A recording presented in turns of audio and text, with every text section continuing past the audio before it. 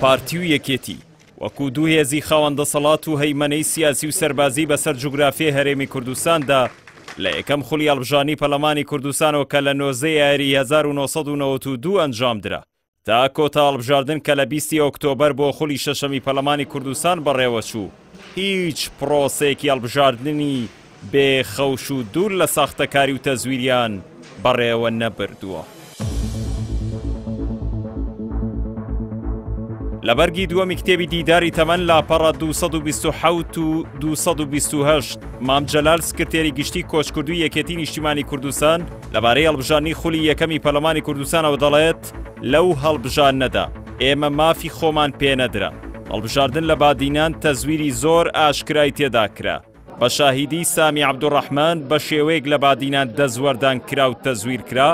هەموو کەسێک دەیزانی کە بە زۆری زۆرداری سندوقەکان پڕ کرانەوە بە دەنگدان بۆ پارتی هەتا دەنگی مردووشیان حساب کردبوو. بە پێی گێڕانەوەکەی سکرتێری کۆچکردووی یەکێتی نیشتیمانی لە یەکەم هەڵبژاردنی پەرلەمانی کوردستان لە هەموو بادینان 178,000 دەنگدەری هەبوو بەڵام بە تەنها مەسعود بارزانی زیاتر لەو ژمارەیە دەنگی هێنابوو بێجگەلەوەی خودی تاڵەبانی 30 بۆ 40,000 دەنگ و حزب و لایەنەکانی دیکەش دەنگی زۆریان بەدەستهێنا بوو.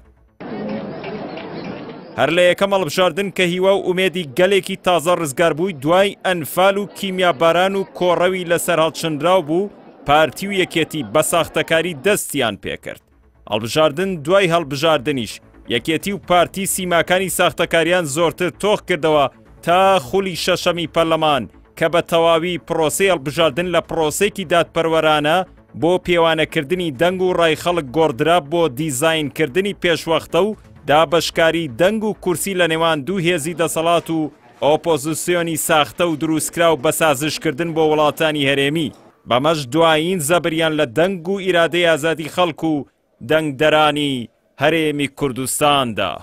دیزاین و ساختەکاری لە هەڵبژاردنی خولی شەشەمی پەرلەمانی کوردستان هێندە زەق و ئاشکرایە کە پەردە پۆشکردنی لە توانای لیژنەی چاوبەست و کەسانێکدا نییە کە بیانەوێت لە ڕێگەی فەحسی سندوقی ئەلکترۆنی و پرۆگرامکرا و بە دەرنەفیز و پلاییس ڕووی پرۆسەکە سپی بکەنەوە. ئەگەر لە ڕابردوو لە خولەکانی پێشوودا بە هۆکار و ئیعتیباری جیاواز چاوپۆشی لە دەرەنجامی هەڵبژاردن کرابێت و هێزەکانی دەسەڵات ساختەکاریان بۆ چوو بێتە سەر دوای 6 خولی پەرلەمان و زیاتر لە 30 ساڵ پێدانی دەرفەت بۆ بەخۆداچوونەوە ئیدی کاتی ڕاگرتنی ئەو گاڵتەجاڕیەیە کە بە موبارەکەی ئیقلیمی و لەلایەن هێزەکانی دەسەڵات و پاشکۆکانیانەوە بە دەنگ و ئیرادەی خەڵک دەکرێت. هەر لەسەرەوە بنەمایش کۆمەڵی دادگەری کوردستان یەکەم هەنگاوی بۆ ڕاگرتنی ئەو نەزیفە سیاسی جەستەی پرۆسەی حکومڕانی هەرێم لە بایکۆتکردنی خولی شەشەمی پەرلەمانی کوردستانەوە دەستی پێکرد. ڕازگۆیانە لەگەڵ دروشمەکەی خۆیدا کە لە بانگەشەی هەڵبژاردن بەرزی کردەوە هەنگاوێکی کردەی و کاریگەرینە بۆ ڕاگرتنی ملهوڕیەکانی دەسەڵات و ئەو هێز و لایەنانەی لە ئاوی لێڵی ئەواندا بە چاو زاری بەسراوەوە مەلە دەکەن.